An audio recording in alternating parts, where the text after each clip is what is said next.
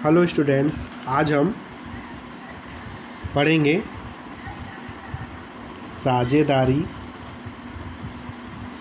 का विघटन। साझेदारी का विघटन होता क्या है? जब किसी साझेदारी फर्म में साझेदारों के बीच में जो साझेदारी होती है वो ख़त्म हो जाती है, तो इसको बोलते हैं साझेदारी का विघटन। जब साझेदारी का विघटन होता है उस समय वसूली खाता बनाया जाता है। इसको हम रियलाइजेशन अकाउंट भी बोलते हैं। बनाकर साझेदारी का विघटन किया जाता है। ठीक है, इसे बनाने से पहले कुछ जर्नल एंट्रीज है जो हमें ध्यान से देख लेना चाहिए या पढ़ लेना चाहिए, जिसके माध्यम से रियलाइजेशन अकाउंट्स बनाया जाता है और साझेदारी का विघटन किया जाता है। तो इसमें सबसे पहली जो जर्नल एंट्री होती है वो होती है संपत्ति खाता बंद करने पर। संपत्ति खाता बंद करने पर जब रियलाइजेशन अकाउंट बनाया जाता है तो सबसे पहले हम क्या करते हैं, जो भी फर्म की संपत्ति होती है उसको हम रियलाइजेशन अकाउंट में ट्रांसफ़र करते हैं। और ट्रांसफ़र करने की जर्नल एंट्री हम पास करते हैं realisation account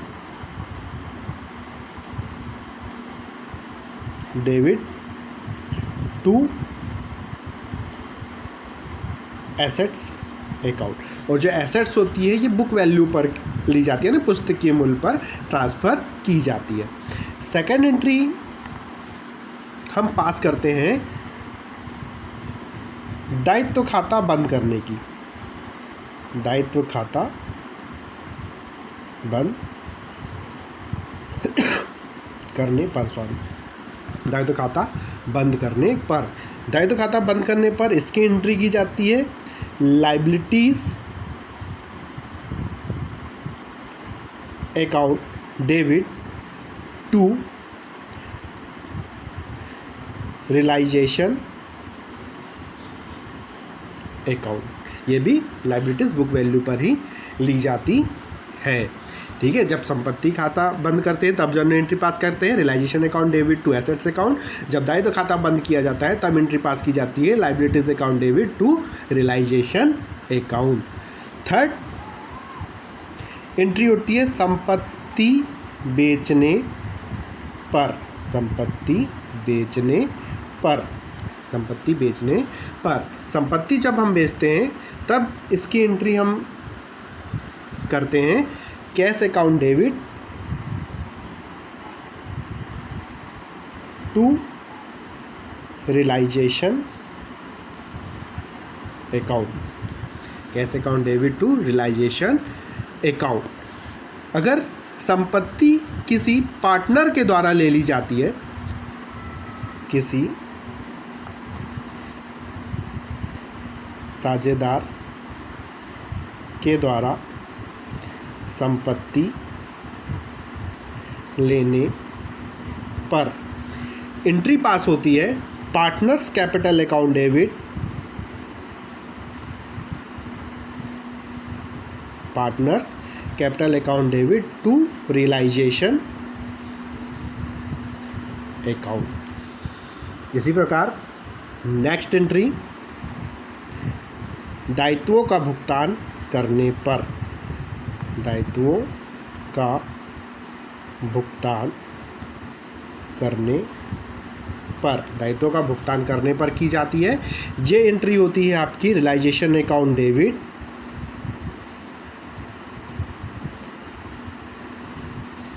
to cash account.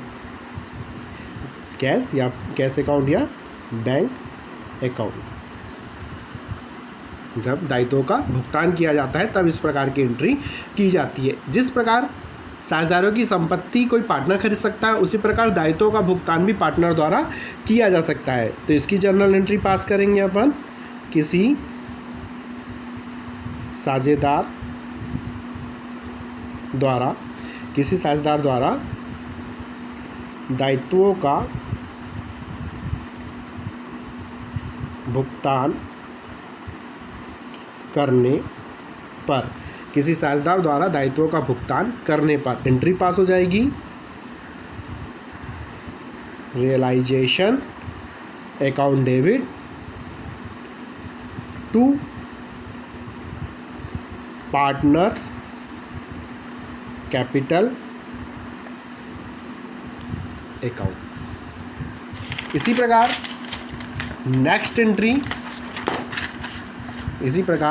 Next entry होगी विक्टन व्ययों का भुगतान करने पर। विक्टन व्यय से तात्पर्य विक्टन व्यय, जब फर्म का विघटन होता है तो इसके हिसाब का लेखा जोखा करने के लिए विक्टन व्यय किए जाते हैं, कुछ एक्सपेंसेस किए जाते हैं, उसको हम क्या कहते हैं, विक्टन व्यय कहते हैं। और इसी प्रकार इसका भी एक इम्पॉर्टेंट रोल होता है साझेदारी के विघटन करते समय, जो जर्नल एंट्रीज की जाती हैं या जो साझेदारी का विघटन करते समय इसका एक विशेष महत्व है। तो इसकी जर्नल एंट्री हम पास करेंगे विघटन व्यय account debit to cash account. ठीक है, विघटन व्यय को हम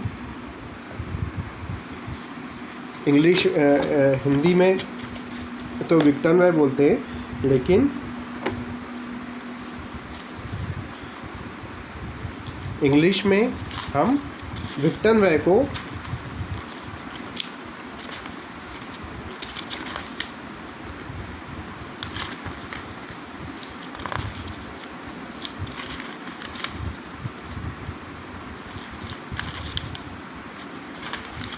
डिसल्वेशन अकाउंट बोलते हैं। ठीक है, या फिर इसकी एंट्री की जा सकती है, वह है realization account debit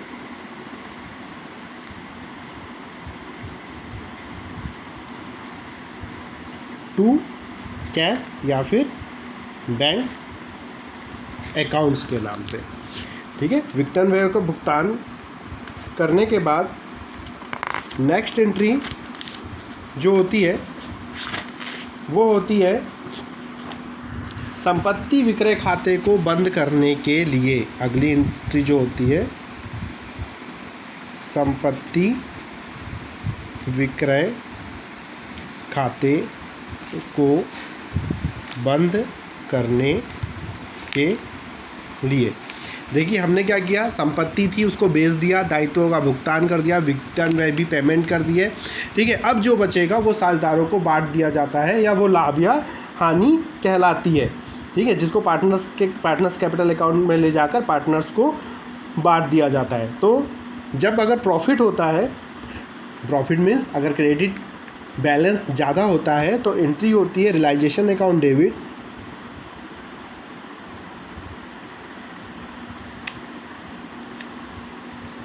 to partners capital account. Partners capital account. उसी प्रकार नेक्स्ट है, अगर किसी, ये तो लाभ होने पर एंट्री हुई, अगर कोई लॉस होता है तो जस्ट इसकी अपोजिट एंट्री हो जाती है पार्टनर्स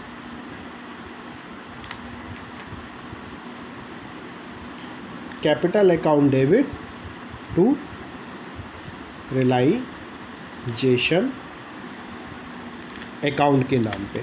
ये लॉस होने पर या हानि होने पर इस प्रकार की एंट्री की जाती है। अगली जो एंट्री होती है वो एंट्री होती है किसी साझेदार के ऋण का भुगतान करने के लिए। किसी साझेदार के ऋण का भुगतान करने के लिए, किसी साझेदार के ऋण का भुगतान करने के लिए हो सकता है कि किसी साझेदार ने फर्म से लोन लिया हो। ठीक है, तो उसके ऋण का जब हम भुगतान करते हैं, या कहना मतलब कि किसी यानी साझेदार ने फर्म को जब उधार दिया हो या कोई किसी प्रकार का ऋण दिया हो और उसका भुगतान करना हो, तो उसके भुगतान करने की एंट्री होती है partners loan account debit partners loan account debit to cash या फिर बैंक अकाउंट, है ना। जब कोई साझेदार ने फर्म को ऋण दिया हो और उसके ऋण का भुगतान करना हो तो इस प्रकार से उसकी एंट्री की जाती है। 8वीं एंट्री होती है चालू खातों को बंद करने के लिए। चालू खातों को बंद करने के लिए, चालू खातों को बंद करने के लिए एंट्री की जाती है।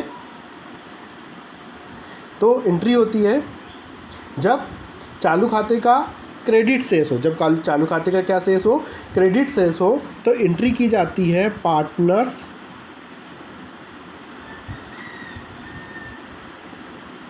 कैपिटल अकाउंट डेबिट, कैपिटल नहीं सॉरी, चालू खाते हैं current account to partner capital account. ठीक है, ये जब क्रेडिट बैलेंस हो, ठीक है, यहाँ पे क्रेडिट बैलेंस हो। लेकिन जब डेबिट बैलेंस हो तो जस्ट इसके अपोजिट एंट्री कर दी जाएगी। एंट्री होगी partners capital account debit to partners current account. ये एंट्री कब की जाएगी? जब चालू खातों को बंद करना हो। अब नेक्स्ट एंट्री होगी जब पूंजी खातों को बंद करने के लिए, यानी पूंजी खाते बंद किए जाए। पूंजी खातों को बंद करने के लिए, पूंजी खातों को बंद करने के लिए जो पहली एंट्री है वो होगी cash account debit to partners capital